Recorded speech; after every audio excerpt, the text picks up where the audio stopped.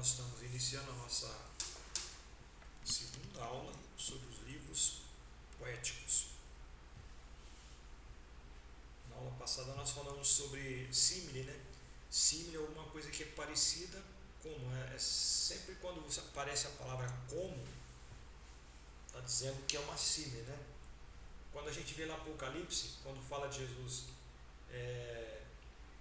eu, João, que também sou vosso irmão, companheiro na aflição, na paciência no reino de Jesus, estava na ilha chamada Patmos, eu ouvi por trás de mim uma grande voz, como de uma trombeta, que dizia, aquilo que vi, escreve as 7 igrejas, as Éfeso, Esmirna, Tiatira. Aí virando-me para ver quem falava comigo, vi como semelhante ao filho do homem, né? Aí ele vai fazendo a descrição, né? Seus olhos eram como chama de fogo, a sua voz era como muitas águas, não era muitas águas, era como. Então símile é a figura mais simples e consiste em uma comparação formal, geralmente precedida no hebraico pela partícula siriana. Cara, só no hebraico vai dar para ver isso, mas é o como, essa palavrinha como. Então todas as vezes que tiver num texto, falando da hora como, isso é uma símile. Não quer dizer que seja igual, tá? É como. Parece. É igual Denorex. Antigamente tinha uma propaganda de um shampoo. O cara falava, parece remédio, mas não é. Denorex. Então, como? Parece, mas não é. Jesus também falou, se a vossa fé for como um grão de mostarda, não é do tamanho, é como. É diferente. A semente é pequenininha, né? Falamos na aula passada.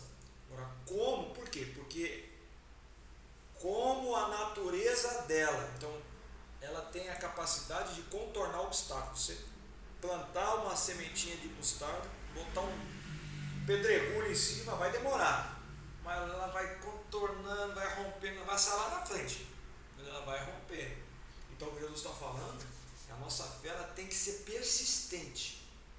Tanto é que ele fala, pedir. Não é pedir, Deus não vai responder. Pedir. Não é só 2 vezes também. Esse pedir está querendo dizer que é várias vezes. Mais, né? Clame a mim e responder-te-ei. Quantas vezes? Amigo, vai.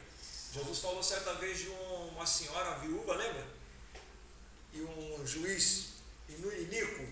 O juiz era do mal, iníquo. Iníquo é quem faz iniquidade, né? E essa senhorinha estava toda sem o juiz, sei que. Chegou uma hora, o moleque está perturbando, tá? Não é que Deus vai fazer isso, tá? Só que ele está mostrando, se um juiz iníquo atendeu, depois Jesus faz a comparação com uma símile, se o pai, sendo mau, dá boas coisas aos filhos, se o filho pedir um ovo, não vai dar uma serpente, né? Quanto mais vosso pai dará ao Espírito Santo aquele que pede, né? Então é muito comum essa símile na Bíblia, certo? Então a palavra deixa eu ver aqui.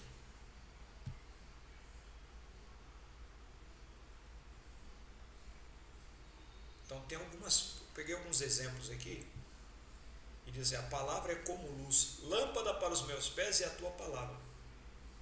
A palavra não é luz, é como, embora não esteja escrito como aqui, tá? Mas é uma símile. E luz para o meu caminho.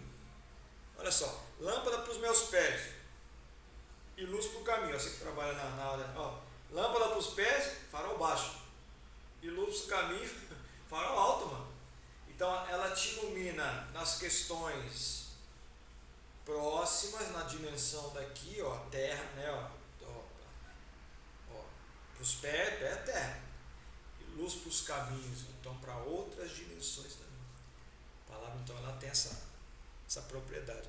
Ela nos ilumina e nos impede de tropeçar. Salmo 119, 165. Ela nos alerta acerca dos obstáculos do caminho, mostrando as armadilhas da caminhada. Isso que é importante também. Ela não só não nos faz tropeçar, como ela também nos mostra as armadilhas. Outra, a palavra é como fogo. Lá em porventura a minha palavra não é como fogo, diz o Senhor, Jeremias 23, 29. ela arde o coração do seu leitor e ouvinte, ela tem um poder purificador e é um instrumento de santificação. Então, como fogo. Se lembra lá dos discípulos de Emaús também? Quando estavam tristes, vindo de Jerusalém, aí Jesus se aproxima deles. O que vocês estão conversando aí? Agora, quem é você? Chegou agora, não sabe o que aconteceu lá? Que coisa, né? O que aconteceu? Eu não sei não, estou chegando agora. O que aconteceu lá? Um jovem, poderoso em palavras, tá? E aí contou a história. Mas rapaz, vocês são tardios. Não era para acontecer assim, já não estava escrito. E os caras não se enquadraram, né? Jesus contou a Bíblia todinha para eles. Aí estava chegando, quer ir embora? Não, então entra aí e tal. Fica com a gente aí, vai ir já tá tarde. Comeu, na hora que partiu o pão, os olhos se abriram. Aí um falou, era ele, rapaz. Não ardia em nós o nosso coração quando ele nos explanava a palavra? Então olha só, como fogo, né? Também a palavra tem esse poder. Esses dias atrás eu fui convidado para pregar não, né? É o seguinte, o irmão lá comprou um apartamento numa incorporadora, essas consultora, né? Uma bem grande, tá? Já uma pau de D6, faz aqueles prédios da fazenda bonitão, né? Top. Vamos começar um grandão agora. Aí o escritório em frente à sede de Itajaí, tá lá D6. Se dia que você for lá, você viu. Aí você sabe que eu comprei o apartamento lá, e aí eles inauguraram, eu comprei na planta, e teve a inauguração quando entregaram a chave, e eles fizeram uma cerimônia xoxa lá, ninguém falou de Deus. Eu como pastor, falei, poxa, depois fui lá, depois que acabou, poxa, você nem mencionaram agradecer a Deus, né? Falou o dono da empresa, o cara, poxa, você tem razão, nós fizemos errado, poxa, perdoa aí. Claro, nada podia acontecer. Mas nós vamos ter outra cerimônia lá, não sei de que é ter, acho que a inauguração da parte de gourmet, buffet gourmet, aquela coisa, a gente vai fazer. Aí reuniu todo mundo de novo. Aí o chefe lá dele, lá, o dono, aqui, agradecendo, queremos agradecer a Deus também, né, que se não fosse a mão de Deus. Tá? Aí o irmão deu uma palavra, ele é pastor. Aí, acabou, o dono da empresa falou assim, você não quer toda segunda-feira de manhã fazer uma oração aqui para a gente começar o trabalho? Vamos começar a semana. Aí ele, tá bom, né? Aí ele já faz um ano e pouco já está morando no apartamento. Aí uns 20 dias atrás, 3 semanas atrás exatamente, ele falou, tá, num domingo, né? Amanhã você está ocupado de manhã? Eu falei, não, você pode vir aqui. Aí ele contou a história toda. A gente vai. Aí chegando lá, uma moça recepcionou a gente, botou a gente numa sala normal de ambiente de trabalho. Daqui a pouco chegou, né? Podemos começar? Ninguém da igreja, só eu e o pastor lá. Aí, tá, vamos começar. Podemos orar? Pedir permissão, né? Na igreja? Sim. Fizemos oração lá. Aí ele, pode trazer a palavra aí. Mano, eu simplesmente li e dei uma comentada ali no Jeremias, Mateus 13, lá do Jesus fazendo comparação do reino. O reino do céu é semelhante a um homem que encontra um tesouro, vende tudo para comprar o terreno. O reino do céu é semelhante a alguém que procura boas pérolas. O reino dos céus é uma grande rede que vai, né, traz tudo, quanto é peixe, os bons botam no lado, ruim. Mas bem explicado. Na hora que eu estava começando a explicar, a moça estava assim, a moça chorando assim. Mas eu não estava falando nada demais assim. É que a gente já está tão acostumado, né?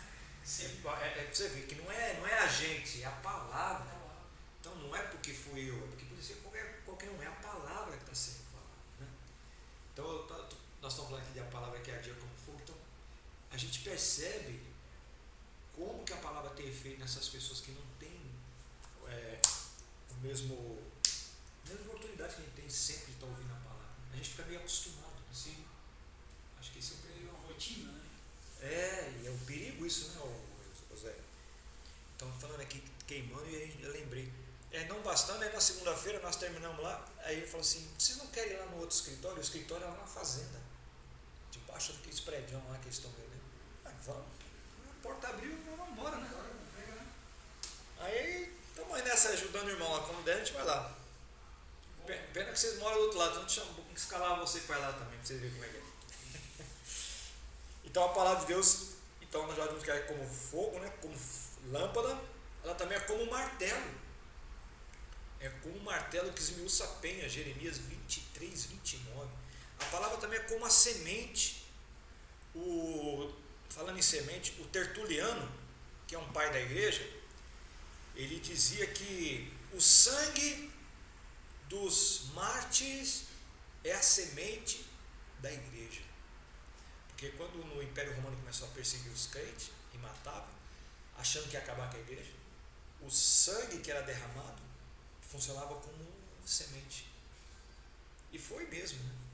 A ponto dele mais na frente dizer assim, olha, o imperador, a igreja de Cristo esvaziou os mercados, esvaziou não sei o que, esvaziou os vossos templos, porque foi tão tremenda a pregação na época da perseguição, que muita gente, até das religiões pagãs, se converteram e os templos pagãos foram esvaziados. Coisa, né? Então a palavra tem esse poder, é uma semente. A palavra também é como água, né? Cristo amou a igreja, a si mesmo se entregou por ela para santificar, purificando com a lavagem da água pela palavra. Então veja, irmão, nós estamos falando aqui que uma das características da símile é a palavrinha como, mas tem hora que o como não está o como ali, mas entende-se, né? Que é uma comparação também. O que mais? A palavra é como uma espada, né? De 2 gumes. Interessante que quando você lê aqui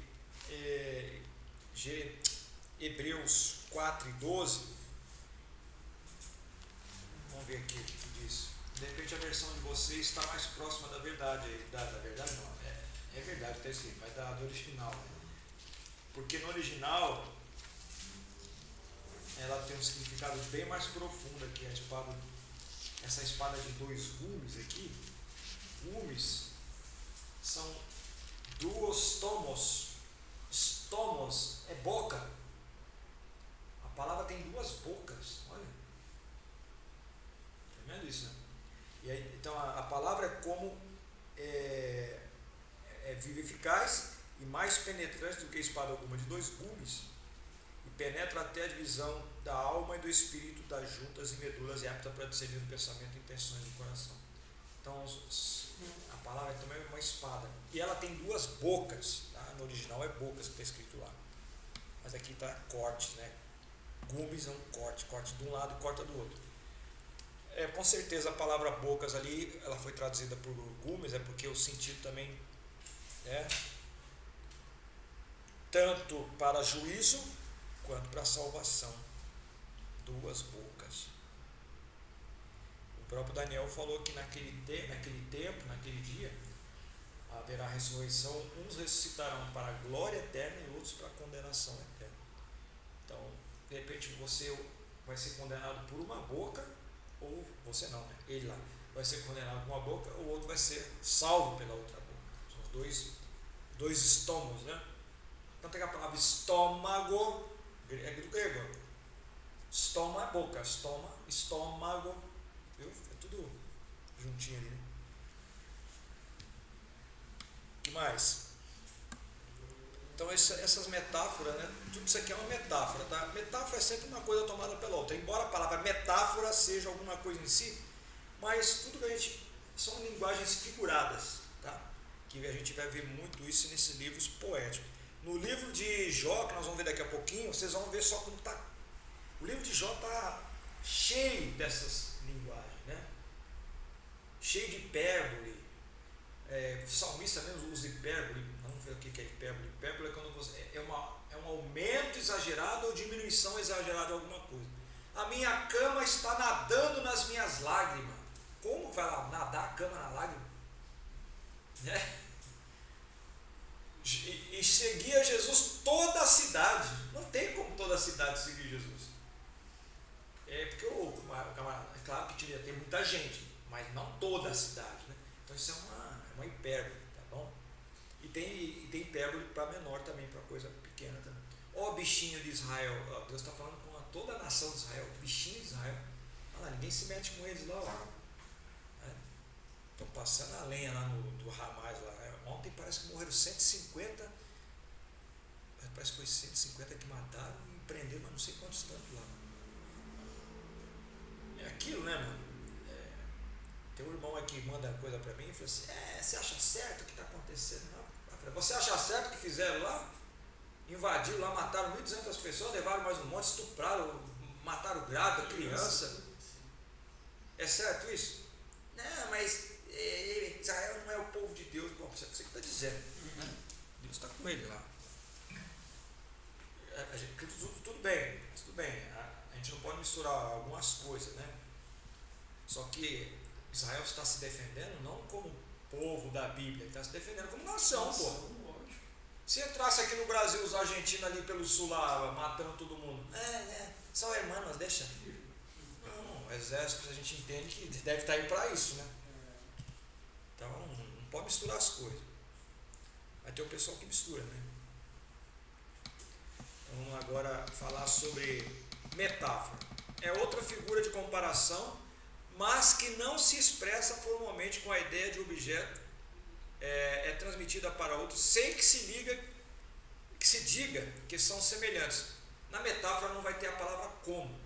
Bom, até falamos na aula passada alguma coisa a respeito. Jesus não diz eu sou como a porta. Eu sou a porta, né? Aí ele já está fazendo esse papel da porta mesmo. Mas que porta que é essa?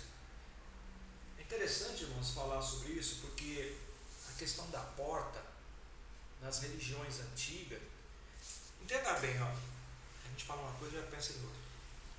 Tudo que Jesus falou, tudo que Paulo falou, tudo que Pedro falou, Tiago,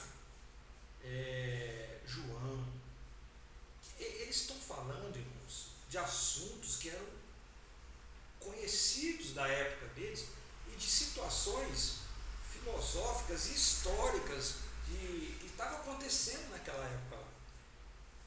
Eu gosto muito de usar o exemplo lá da igreja de Sardes, quando ele escreve para a igreja de Sardes, ele vai falar assim, vocês têm jeito que estão vivos, mas estão mortos. Por que ele falou isso? Ele falou, nada a ver, tem jeito que está vivo, mas está morto. Porque tinha lá uma deusa lá, aquela Cibele lá, que nós falamos aqui uma certa vez, né, sobre ela. A Cibele era aquela deusa lá que eles acreditavam que ressuscitava mortos. E era a deusa que era adorada naquela cidade, não pelos irmãos da igreja. Mas como a igreja estava na cidade, estava se deixando levar pelas coisas, pelos costumes, ou maus costumes da cidade, da região. Por isso que Jesus usava essas terminologias, era coisa que eles conheciam. Aquela igreja que não era nem quente nem morna, Laodiceia. Por que você não é nem quente nem morna, nem fria? Porque lá na cidade ela era alimentada por uma fonte de água que saía quente lá de cima e até chegar na cidade chegava morna. Ainda fala assim, venha comprar comigo colírio, né? Para que vejas, porque lá também era uma cidade que fabricava um colírio chamado de pó da Frígia, para quando tinha tempestade de areia, os moradores passavam aquele pó, é um medicamento, e Jesus está usando exatamente essas coisas aí para dizer que vocês têm esse colírio, ele não está servindo para nada, serve para esse olho, mas eu tenho um colírio aqui para abrir o olho espiritual de vocês. Então, são coisas que eles já sabiam o que se tratava. Outra coisa que ele fala, a própria igreja acho que é a igreja de Sardes, não estou lembrado, ou a igreja de Laodiceia, que também ela era famosa, vocês são pobres, cegos e nus, né? Porque lá também fabricava um tecido colorido, e o tecido colorido, olha só, para que serve um tecido colorido? As mulheres, principalmente, elas usavam para ficar bonito, para aparência, né? E o tecido geralmente ele só cobre o exterior e é só um reflexo, é uma aparência só, não é uma coisa que reflete lá de dentro. Então, olha só a inteligência, né? Como Jesus fala em cada carta dessa, quando fala aos Efésios, o primeiro amor vocês perderam, já esfriou o primeiro amor que vocês tinham. Então tudo que é falado, irmãos, é porque alguma coisa já estava acontecendo naquela cidade, ou era comum a eles esse trato que Jesus está dando, né? Essas informações já eram de domínio comum de todos lá da cidade, tá? Todas as cartas são assim. Então nós temos a hipérbole, consiste em um exagero consciente ou um tipo de exagero para aumentar o efeito de que se diz. Por exemplo, diz o salmista: cansei em meus gemidos, faço nadar todas as noites a minha cama em lágrimas e faço alagar. Faz alagar. Só um leitor desatento não perceberá o exagero do escritor. É porque ele chorou muito mesmo, mas não a ponta da cama ficar boiando lá no quarto, né? Não tem como. Temos também deixa eu pegar aqui mais alguns exemplos de hipérbole, eu botei aqui. Hipérbole, então, é uma figura de linguagem na representação de uma coisa objeto, amplia-se ou diminui-se para além ou abaixo dos seus limites próprios e comuns em todas as línguas e é frequentemente usada nas escrituras. Assim, das coisas que são elevadas, disse que alcançam o céu. Não tem como alcançar o céu, né, irmão? Não tem. Vocês vejam lá, quando foram fazer lá a Torre de Babel, o que o Nimrod falou? Vamos fazer para alcançar o céu, façamos um nome. Eles queriam chegar no céu. Eles não queriam afrontar a Deus no sentido de, como é que eu vou dizer, de desacreditar o poder de Deus, mas eles queriam mostrar que eles eram como Deus de chegar lá. Olha que abuso. Vai, começa a fazer. Começaram a fazer, ainda muito esperto que ele era, porque sabia que Deus, por causa da desobediência do povo, tinha acabado destruindo o mundo com água. Ele mandou betumar a torre, igual Noé fez com a arca, porque se Deus mandasse água, eles iam estar tudo seguro lá dentro. Só que Deus não mandou água. Deus mandou uma enxurrada de língua lá para eles, né? Olha só que coisa tremenda. Então, quando a gente vê essa linguagem, né, vamos alcançar o céu, é uma hipérbole também. Outra, Deuteronômio 1:28, das coisas que estão além do alcance ou capacidade do homem são ditas estar no céu também, né? No profundo ou além do mar. Deuteronômios 30:12, Romanos 6, deixa eu ver o que mais aqui. Uma grande quantidade ou número é comumente expressa pela areia do mar. Às vezes Deus quer mostrar também que é muita quantidade. Lá em Gênesis capítulo 15, Gênesis capítulo 13, a Bíblia diz que o Ló olhou para cima, olhou para cima, né? Para frente assim, para cima no sentido, e viu as campinas verdejantes de Sodoma, que parecia o jardim do Éden, parecia, era como, não era ele, era o que? Era Sodoma. E aí foi quando o Abraão foi para um lado e o Ló foi para outro. Passaram 2 capítulos, no capítulo 15, agora é Abraão, está dentro da tenda, devia estar lá, né? Meu Deus do céu, me tirou da minha terra, tá de boa, agora estou aqui meio desse deserto aqui, eu, minha família aqui, sem esperança. Aí ele ouve a voz de Abraão: sai para fora. Tem até uma música: levanta, sai da tua tenda. Então é a hora que ele sai da tenda, no capítulo 15, e o Senhor fala: Abraão, olha para cima. Você pode contar as estrelas? Não, então assim será a sua descendência. Olha para o chão. Está vendo? Você consegue contar os grãos de areia? Não, assim será a sua descendência. Então Deus está mostrando duas dimensões. Olha para o céu, é a descendência espiritual. Olha para baixo, é a descendência terrestre. São descendentes carne, que sairiam lá dos judeus. Mas quando ele olhou para cima, estava vendo você e eu, que é a descendência espiritual. Céu, né? E terra. Então, às vezes Deus usa essa hipérbole, areia, para mostrar grande quantidade. Deixa eu ver aqui mais. De maneira semelhante, encontramos como gafanhotos também. Eles são como gafanhotos. Quando lá você lembra quando Moisés mandou os espias na terra prometida? E eles olharam assim: nós somos como gafanhotos aos olhos dele, ou seja, vamos esmagar a gente. Já o Josué e o Caleb já falaram assim: vamos, eia, vamos que o Senhor tem nos dado nas nossas mãos. Como é que pode? 10 disseram que não tinha jeito, 2 malucos chegam, bora lá com o Senhor Deus nas nossas mãos. Né? É porque um olhou para o tamanho do inimigo e os 2 olharam para o tamanho de Deus em confronto. É igual o Davi também fez igual.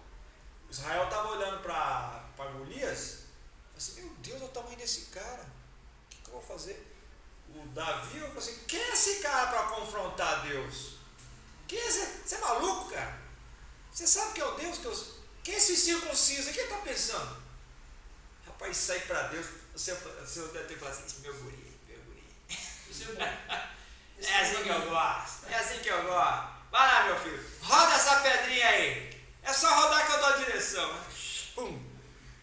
Aí tem gente que fala assim: ele matou o gigante com a pedra. Ele não matou o gigante com a pedra. Derrubou.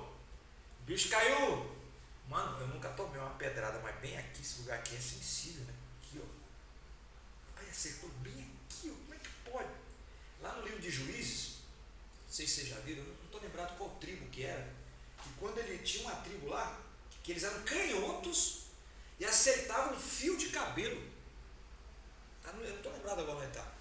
Com essa mesma funda. O cara tem que ser bom, também desde moleque, né? É Sangar? Ele é canhoto. Não, o Ehud. Não, o Ehud é da. Não, o Ehud é da espada, né? Não, o Ehud é o que enfiou a espada até a mão. Eu acho que ele diz que o Ehud é canhoto. Ele enfiou. Então, mas eu não sei, mas não era desse. Era um comentário que tinha, mas não era de juiz, não. Era de uma tribo lá que ele faz só menção assim: eles eram canhotos e acertavam um fio de cabelo com a funda. Assim. Então o que matou o gigante foi a espada, né? Ele cortou a cabeça do gigante lá. Tá? Então só. O que mais aqui? Da forma da cama, eu na minha cama. Assim, pão dos anjos também, ó. Lá em Salmo 6,6, né? Rosto de um anjo. Ô Pai do Senhor. Rosto de um anjo. Não quer dizer que a pessoa lá tinha o rosto de um anjo mesmo. É como, né? É uma hipérbole, né? Está aumentando. Parecia o rosto de um anjo, mas não era.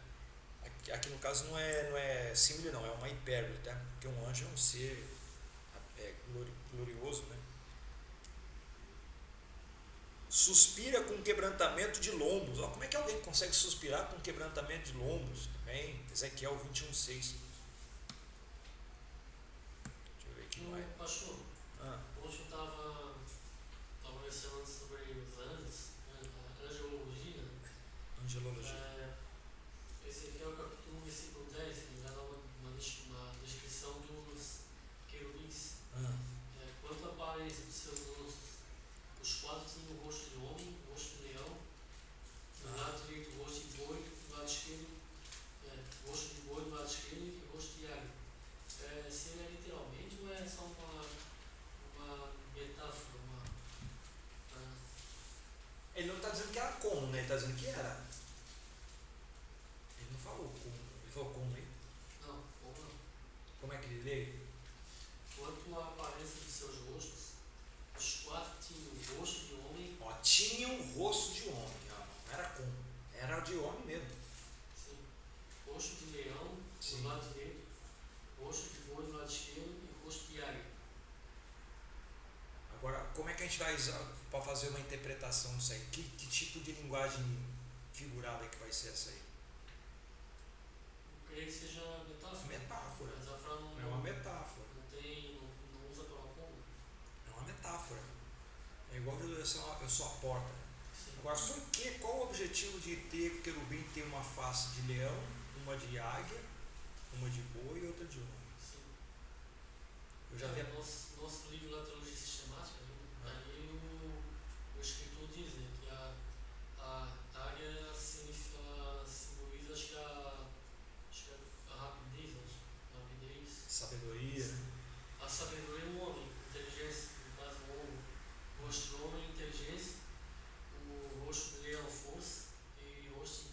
serviço. Tá. Isso é o que o autor do livro diz. Ele se aplica até aos 4 evangelhos também, seus rostos aí, sabe? O pastor Adão citou ali. O boi é o servo, né? Marcos. O homem, quem é? Onde Jesus é apresentado como filho do homem? Lucas. Onde Jesus é apresentado como Deus, que vai ser, no caso aí, faltou a águia, né?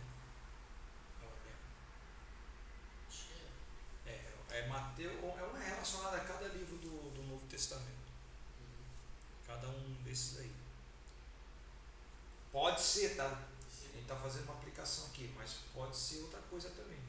O problema dessas interpretações de Ezequiel, Apocalipse, é que sempre vai aparecer alguém com outra interpretação.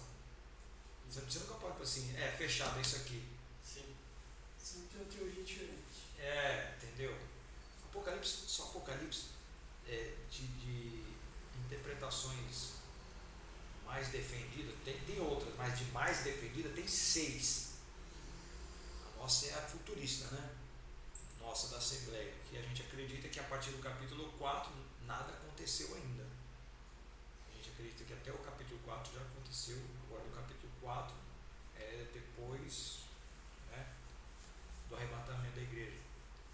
Mas tem gente, não, nós já estamos vivendo aí, o camarada consegue botar cada capítulo daquele ali numa fase da igreja, é o histórico que é da igreja, né? Nossa, é futurista, que nós acreditamos que vai acontecer lá. Apesar que o livro do Apocalipse, logo no capítulo 1 está escrito assim, o anjo quando fala para João, fala assim, escreve as coisas que foram, passou. As coisas que estão acontecendo quando? Na época dele. E as que vão acontecer. Então o problema do livro do Apocalipse é que é um livro que pega passado, presente do João, né? E futuro. Para nós é passado e futuro. Porque ele está no período do João aqui, né? Apesar que tem coisa que João viu lá que eu não sei. Tem outros que vão aplicar aquele fato lá de, acho que é Lucas, quando fala lá que se a vinda do Senhor for no inverno, como é que é? Ai das grávidas, eles dizem que isso aí aconteceu tudo lá no ano 70. Já foi profecido do que aconteceria no ano 70. No ano 70, quando o general Tito invadiu Jerusalém, eles mataram 1,5 milhão de judeus e levaram mais de 40 mil, quase 100 mil judeus para Roma. Então, todo esses episódios de tragédia que aconteceriam, na visão dos preteristas, aconteceu no ano 70. Para nós não, aquilo ali vai acontecer. Se estarão 2 no campo, será levado, outro será deixado. A gente acredita que vai ser um arrebatamento, enfim. Mas os preteristas, não, isso já aconteceu. E já tem o amilenista que já diz que nós já estamos tempo corrido, né? Vai haver o final, mas no final o mundo vai melhorar. Eu vou falar, é uma corrente, né? Tem um rapaz que sempre manda coisa aí, cada dia que ele ouve uma coisa diferente, ele manda para mim. Eu falo, rapaz, você tem que tomar, o que você vai querer? Ontem ele mandou para mim. É algo que até o Vailate defende, né? Que é aquela passagem de Isaías 14, né? E Ezequiel 28, que fala andava sobre as pedras afogueadas, tal, né? Que ele quis botar o trono dele acima do trono de Deus. Aí ele perguntou assim para mim, você acredita que Lúcifer, que Satanás é o Lúcifer que caiu? Eu falei, amigo, é o que a gente entende, né? E aí você acredita que o que está escrito lá em Isaías e Ezequiel está falando da queda de Satanás? Eu falei, eu já ouvi interpretações de que não seja, que é o rei de Tiro, que está escrito é o rei de Tiro mesmo, está escrito lá, e o Vailate defende isso, né? Conhece o Vailate? Não sei. Não, o Vailate é o top da nossa visão, né? Aí ele diz, esse texto aí não quer dizer que seja ele, não. Então aí já tem um pessoal que está defendendo isso também. ficar, quero saber se o Satanás era luz. Era um querubim ungido, o camarada deixou de ser, agora está perturbando, pô. Né? Agora o cara quer saber se fez pré-primário, se estudou escola do estado. Gente, isso não vai levar a nada. Não leva a nada. É só trazer confusão. E outra, se a pessoa não tem fundamentação, vocês já estão uns tempos aqui já. Às vezes ouve coisa aqui, a gente fica meio assim, né? Imagina aquela que não estuda. Eu fico desesperado de pensar, como pode? E às vezes, pastor, o que você acha? O que você acha? Eu acho que você deve fazer um curso, vai para a escola dominical. Fica pegando qualquer coisa aí. Gente, vocês devem receber também vídeo lá, com certeza, os líderes sempre recebem, né? Tudo bem, a gente tem a nossa função, mas, irmãos, você tem coisa que vai para a escola dominical. E você não vê esse pessoal na escola dominical. Não vê. Às vezes vai hoje, falta 10. Não, tem que ir sempre, dentro que puder, né? Vai no curso de doutrina, vai estudar a palavra.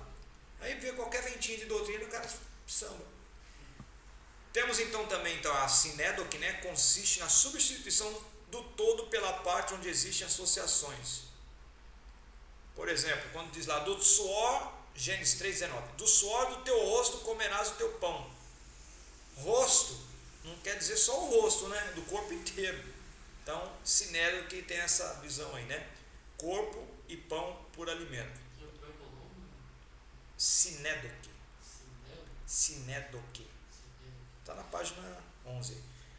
Qual que você está lendo? Eu não estou encontrando. Estou na página 11. Mas é aquele de 18, 17 páginas. Livros poéticos? É o... Está escrito assim, livros poéticos, Está na página 11 aí. Depois vem metonímia. É a substituição de um nome por outro em que o primeiro guarda alguma relação com o segundo. Por exemplo, diz 1 Samuel 7,16 que a casa de Davi e o seu trono durariam para sempre. A casa de Davi não existe mais, irmãos. Nem o trono dele já acabou. Então não se cumpriu a palavra do Senhor. Não é isso. Então, metonímia significa você tomar. É uma metáfora, mas olha só, que se eu disser assim, o Senhor vai salvar toda a sua casa. A sua casa, é quem está lá, quem mora lá. Entendeu? Então é a mesma coisa. Então, sinédrico tem esse significado. É a substituição de metonímia, é a substituição de um nome por outro em que o primeiro guarda alguma relação com o primeiro. Então, é bem parecido. A figura de linguagem é bem parecida. A diferença da metáfora, ela substitui por uma coisa que não tem nada a ver assim, a princípio. Geralmente é mais aplicado a uma pessoa, né? Aqui está falando, a casa de Davi não é só o Davi, é a descendência dele. Sim. E o trono não foi o trono de Davi, é todos que passaram lá. Entendeu? Jesus ele é da linhagem de Davi. Por isso Jesus vai reinar para sempre. Então está se cumprindo a palavra do Senhor. Davi morreu, depois veio Robão. Depois veio outros, né? Ironia também, né? Você se lembra de uma ironia bem legal? Elias, né? Dizia aos profetas de Baal: clame em altas vozes, porque ele é um Deus. Pode ser que esteja falando, ou está no celular, se fosse hoje, né? Ou que tenha alguma coisa que fazer, ou que intente alguma viagem, talvez esteja dormindo e despertará. Zombaria. Então isso aqui é uma ironia. É óbvio que Baal não era Deus. Outro exemplo é a palavra de Deus a Jó, no capítulo 38, ao fazer uma série de perguntas. Deus pede que Jó responda, pois como diz o Senhor, de certo tu sabes. Quando Deus começa a perguntar, onde é que você estava quando eu fazia isso, fiz aquilo outro? Por acaso foi você que ensinou o animal tal a fazer isso, fazer aquela outra? Aí Jó ficou sem resposta, né? E Deus ainda brincando, né? Falando assim, de certo você sabe, né? Ironia. O próprio Deus, às vezes, ele usa de ironia. Você vai ver lá que quando como é que é o nome lá do rei da Síria, Senaqueribe, o Senaqueribe falou que ia invadir, Deus usa o profeta e fala assim, olha, fala para ele que eu vou botar um anzol no nariz dele, que vai arrastar, ele vai voltar pelo mesmo caminho que ele veio. Isso é ironia. Tem outra, eu não lembro qual texto, Deus diz assim, diga que eu estou rindo. Tipo, Deus faz, você está de brincadeira, né? Como se fosse. Eufemismo, isso aqui também é muito utilizado. E está acontecendo hoje em dia, irmãos, as nossas mensagens são chamados de sermões eufemistas. São sermões que a gente substitui. Primeiro, o que é um eufemismo? É a substituição de uma forma mais ríspida ou indelicada por uma mais branda e agradável. O fulano não caiu em pecado, ele cometeu um deslize. Isso é um perigo, mano. Não, ele não é ladrão, ele é cleptomaníaco. Não, então isso aí é um eufemismo. Você usa uma palavra mais branda para substituir uma mais grave. Aí na Bíblia tem muito, né? Por exemplo, vamos ver alguns aqui exemplos. Davi perguntou a Cusi, vai bem com o jovem, com Absalão? O Cusi era aquele etíope, né? Que saiu correndo e veio trazer a notícia que o Joabe, né? O Joabe tinha matado o filho do Davi, né? E não era para matar. Aí a resposta de Cusi foi, ele podia falar assim, teu filho morreu. Mas não, olha o que ele disse. Sejam como aquele jovem os inimigos do rei meu senhor, e todos que se levantam contra ti para mal. Morreu ou não morreu? Entendeu? É um eufemismo. Observe o eufemismo de Cusi. Cusi disse que a todos os inimigos de Davi aconteça o mesmo que aconteceu com Absalão, ou seja, sejam mortos. Vamos ver outro exemplo aqui. A Bíblia tem bastante, né? A Bíblia usa várias expressões de eufemismos. Para a morte, eufemismo é uma palavra ou frase mais branda usada no lugar de uma forte. Um eufemismo comum que usamos para a morte é dizer que alguém faleceu, bateu com as botas, passou para o Senhor. Lembra de outro aí? Está com o Senhor, passou a estar com o Senhor, irmão ou irmã fulano de tal. Aprove ao Senhor recolher, morreu, né? É o eufemismo, mas a gente, claro, é igual o cara quando tinha um gatinho de estimação, né? Só um gatinho não, acho que foi um gatinho de estimação. Aí o gatinho subiu no telhado, fez alguma coisa peripécia e morreu. Só que o gato era de muita estima da pessoa e o dono da fazenda lá tinha que dar notícia pro cara que estava na cidade. Professor fulano, o gatinho que o senhor gostava tanto, ele estava brincando aqui embaixo. Eu vi quando ele subiu no muro, ele subiu no telhado, caiu lá de cima e morreu. Aí o cara, rapaz, quando você for dar uma notícia assim, você não pode falar logo assim que o gato subiu, caiu e morreu. Você tem que dar uma volta, não demora, não pode falar assim. A pessoa do outro lado pode ter um choque, um problema de coração. O tempo passou. Ele tinha a mãe dele que morava na fazenda, né? A mãe, aconteceu um acidente lá, a mãe sempre foi fazendo um banheiro lá e tropeçou lá, caiu. Aí ele, seu fulano, pois não, sabe a mãe do senhor? Sei. Então, ela quis tomar banho. O que minha mãe foi fazer um banheiro? Foi tomar banho. Depois, ela veio para a área. E aí, o que aconteceu? Fala logo. Bom, já que eu não quero falar, então ela subiu no telhado e caiu. Não adianta nada. Eufemismo é mais ou menos isso aí, né? Então, às vezes o cara quer amortecer o negócio e acaba complicando mais. Os eufemismos para a morte usados na Bíblia nos ensinam algumas lições, tanto da realidade quanto morte, quanto da esperança que temos na morte, se somos fiéis. Devemos levar essas lições no coração. Eclesiastes diz assim, seguir o caminho de toda a terra. Aí não fala morrer. Aproximando-se o dia da morte de Davi, deu ele ordem a Salomão, seu filho, dizendo: eu vou pelo caminho de toda a terra, ser forte. Eu vou pelo caminho de toda a terra. Vamos ver outra aqui. Antes de Davi morrer, já falei.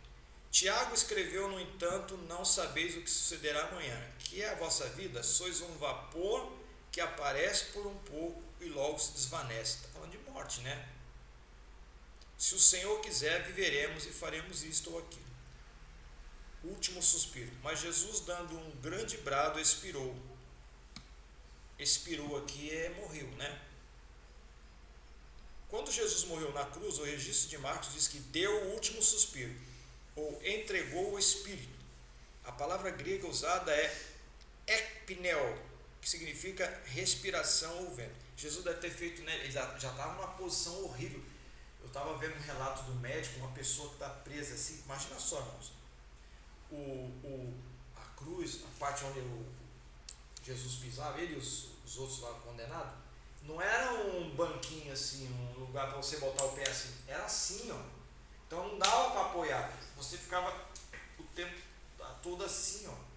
E você pendurado assim, eu nunca tive essa experiência de ficar amarrado assim. Mas ó, é ruim de respirar. Imagina, ele ficou de 9 da manhã até 3 da tarde. Né? E ele foi o primeiro a morrer, inclusive, né? Os outros morreram depois. E ele não conseguia. Então, na hora que ele morreu, ele deve ter feito. Né? Aí quem viu lá, disse que deu o último suspiro. Mas foi uma maneira eufemista, né? Inclusive, Jesus ele morreu pelo tempo que passou, foi considerado pouco, né? Porque geralmente o crucificado fica 2, 3 dias ali na cruz. Eles quebravam a perna para acelerar, né? Porque ele não tinha mais apoio, aí ficava pendurado, aí já era, né? Morre sufocado, né? Mas diz que é horrível. Eu vi um relato médico, diz que é horrível, né? Fora isso, irmãos, que não aconteceu com os outros, aconteceu, foram pendurados igual a Jesus e tal. O problema, o de Jesus, que nem se compara, é que o pecado de toda a humanidade estava sobre ele, né? Não era, entenda bem isso, só a cruz, né? A cruz foi o instrumento lá para capital, né? De pena capital. Mas a morte mesmo, a pior dor, é o pecado de todos os seres humanos que já tinham vivido até aquele tempo e os que ainda iriam viver. Entendeu? É o que veio antes e o que viria depois. Ele já morreu por aqueles. Por mim. Nós, né? Nós estamos nesse pessoal aí. Imagina o peso. Horrível. Bilhões. Né? Mesmo, ele morreu inclusive para aqueles que não vão aceitá-lo. Isso é que é forte. O Rodrigo Silva dá umas tiradas boas. Quando ele não fala de adventismo é bom. Agora quando ele fala de quando ele fala de história é bom, Mas ele falou uma coisa interessante, né? Que as pessoas não vão ser julgadas porque pecaram. Quem é que não peca? As pessoas, claro, vai ser julgado pelo pecado também. Mas eu ainda queria dizer, o julgamento maior vai ser por não ter recebido a graça, de ter rejeitado a graça, porque todos pecaram. Tanto é que Jesus não veio condenar o mundo, porque o mundo já estava condenado. Está lá em João 3,17, né? 16 diz: Deus amou o mundo de tal maneira que deu seu Filho unigênito para que todo aquele que crê não pereça, mas tenha vida eterna. Porque ele não veio para condenar o mundo, mas veio para salvar o mundo, né? Na sequência. Então é bom restar sempre os dois. Então Jesus morreu por aqueles que viriam ainda. Então, quando Jesus morreu na cruz, o registro de Marcos que deu o último suspiro. Quando Abraão morreu, ele foi reunido ao seu povo. Olha, outra maneira também eufemista, né, de dizer. Então Isaac e Ismael, seus filhos, o sepultaram na cova em Macpela. no campo de Efrão, filho de Zoar, o Eteu, que estava em frente à mãe, o campo que Abraão comprara aos filhos de Het. Ali foi sepultado Abraão e Sara, sua mulher, enquanto o seu povo foi sepultado em Ur. E tendo assim falado, acrescentou: Lázaro, o nosso amigo, dorme. Às vezes o Senhor usa a palavra dorme como eufemismo. Onde é que ele usou isso aí de dorme? Quantas vezes? Pelo menos tem registro ali. Com Lázaro, né? E a filha do Jairo. A menina não está morta, mas ela dorme. Mas no Evangelho de Mateus, é bom a gente saber disso, porque Mateus, Marcos, eu acho que Lucas também, os três falam sobre esse episódio da filha de Jairo. Mas o Marcos e o Lucas não foram discípulos de Jesus, eles não estavam presentes. Mateus era discípulo. E Mateus, quando diz que o Jairo chegou, Jairo diz assim: Senhor, eu quero que tu vá na minha casa porque minha filha morreu. O Marcos e o Lucas diz está moribunda, e o outro diz que está à morte. Mas o Mateus foi discípulo, ele ouviu: minha filha morreu. E ela morreu mesmo, porque quando Jesus chega lá, já tem carpideira. Você não chama carpideira se a pessoa está viva, né? Jesus mesmo falou uma certa vez lá: aqui vos compararei, aqui compararei essa geração. Toquei música alegre, vocês não dançaram, e cantei lamentações e não choraste. Então, lamentações era música que se cantava, ou lamentos que se faziam no velório. Você tem que contratar as pessoas para ir, você tem que pagar. Então, quando Jesus chega, esse pessoal já está lá, alguém contratou. Então, ela já tinha morrido ali. Então, é só uma curiosidade. Então, às vezes, a palavra dormir significa também morte. Tá bom? E temos também figuras compostas, né? Alegoria, uma sucessão de metáforas. Por exemplo, irmãos, olha só. A alegoria, ela já é diferente. Uma alegoria, você pode pegar um texto inteiro e ser alegoria de outra história. Você quer ver? Olha só que coisa linda. Não sei se vocês já fizeram essa relação. Quando Abraão manda o servo dele, o mancebo Eliezer, buscar a noiva, ele manda sair da terra dele e manda ir lá. Ele está na Palestina. Ele manda ir 750 quilômetros lá no Iraque, que é lá na região onde eles moravam, né? A região deles lá, Arã, né? Parã. É lá para onde hoje é o Iraque. Aí ele vai, não é o Abraão que vai, é o servo que vai. Aí vai lá, faz aquele teste com a menina lá. Tô com sede, né? Você quer água? Quer que eu dê água para os camelos? Mano, isso é um teste. Inclusive, é a primeira vez que aparece alguém orando na Bíblia, é o servo do Abraão. Essa é uma curiosidade. Ele ora ali, Deus responde. Aí ele dá os presentes para a moça aceita vir, e quando ele está chegando, o Isaac, que é o filho do Abraão, ele não está lá, ele está fora, ele está no campo, ele está no deserto, e está vindo a caravana. E eles encontram, aí está vindo o empregado, o servo, e a moça, a Rebeca, né? Aí ela está sem lenço, dá a entender que ela está sem lenço, e ela pergunta: quem é aquele moço lá? Quem é aquele tchutchuco lá, né? Aí fala assim: que é o prometido, né? Aí a Bíblia diz que ela bota o lenço, né? Então ela se arruma, ela dá uma mulher, né? Dá aquela melhorada, né? E a Bíblia diz que eles se encontram e ali já vai para o abraço, já casou. Naquela época era assim, né? Não tinha. É rápido, já está resolvido. Já mandou eu buscar lá, já deu presente, tu já veio para casar, casada mesmo, né? Na realidade já casou lá, né? Casou lá. Já veio aqui. Olha só, isso aqui é tudo, é uma história, tá? É um episódio que aconteceu. Agora, como que isso se torna uma alegoria? Ela se torna uma alegoria a partir do momento que eu começo a aplicar, eu começo a atribuir nomes e significados aos personagens do Antigo Testamento com o Novo. Pai Abraão, Deus.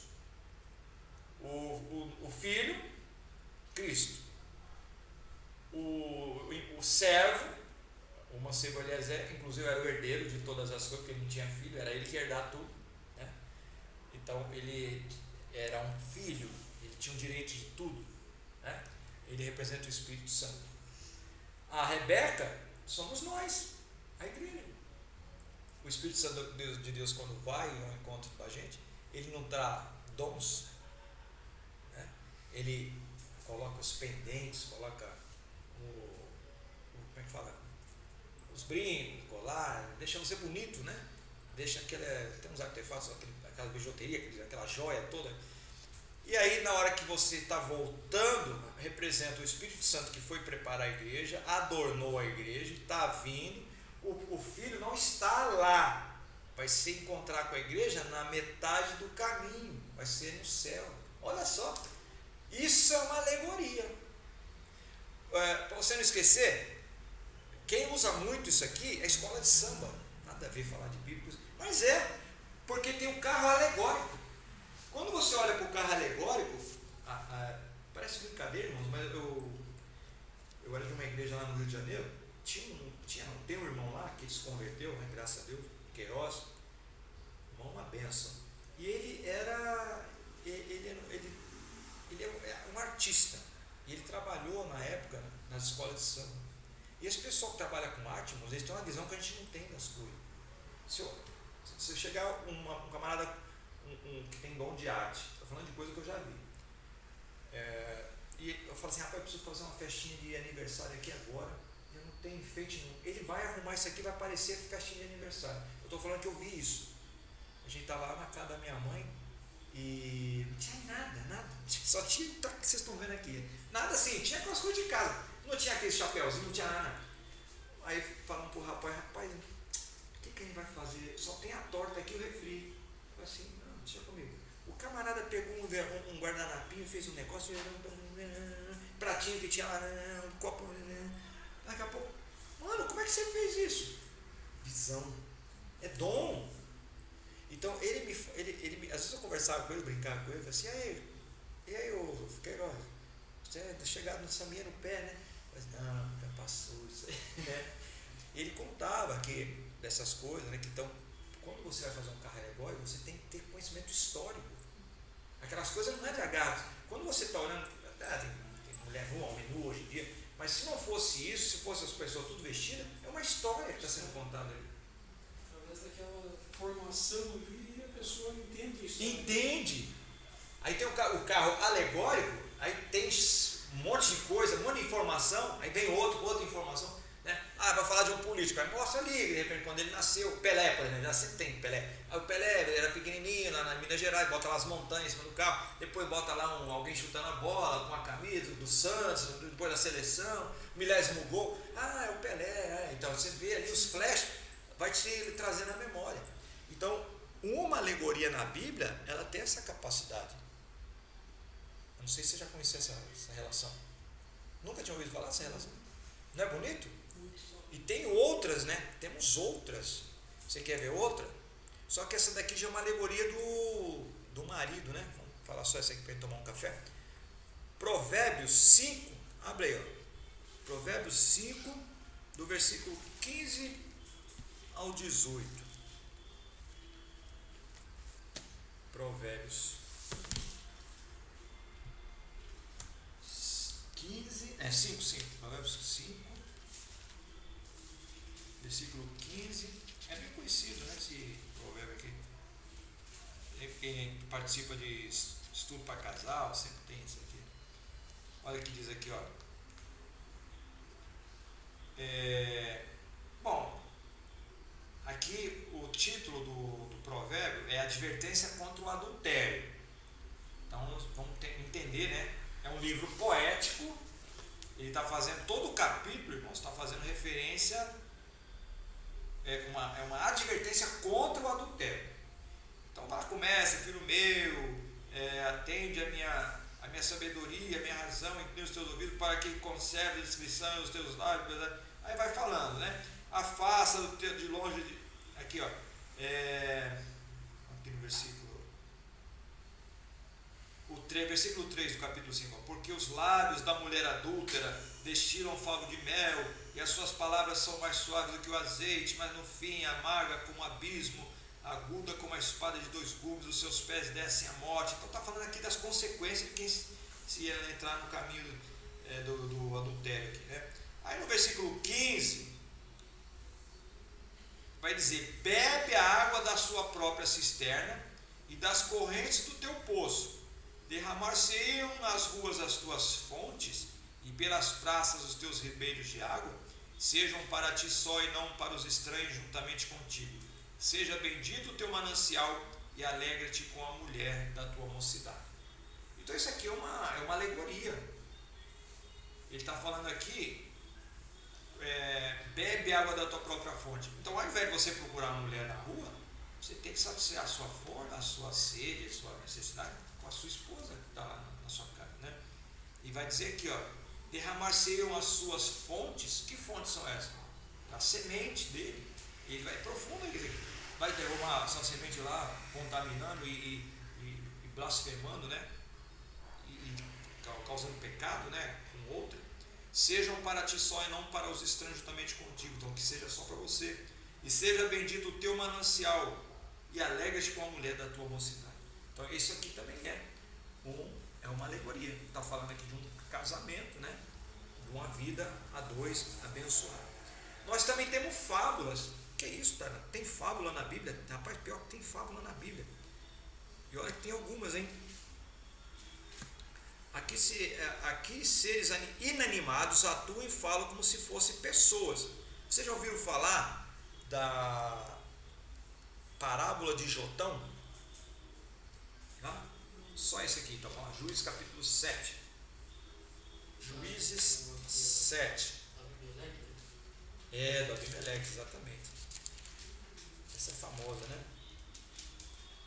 Tem a fábula também do Natan, né? Lembra do Natan? Quando o Davi matou lá o marido da Jezabel. O nome dela? Betseba, né? Da Betseba. E aí ele fala aquela parábola: olha, o Davi, deixa eu contar uma historinha para você. Tinha um homem que tinha milhares de ovelhas. Um dia ele recebeu uma visita e quis fazer uma ovelha assada. Só que ao invés de ele pegar dele, ele pegou do vizinho dele que só tinha uma. E pensa, esse homem só tinha uma, e pensa no amor que ele tinha por essa ovelhinha. Ele até dormia com ela, tratava como filha. Ele foi e matou aquela ovelhinha. O que você faria? Esse desgraçado tem que morrer. Pois é, o cara é você. O negócio tem que ser macho para falar isso para Davi. Então vamos lá.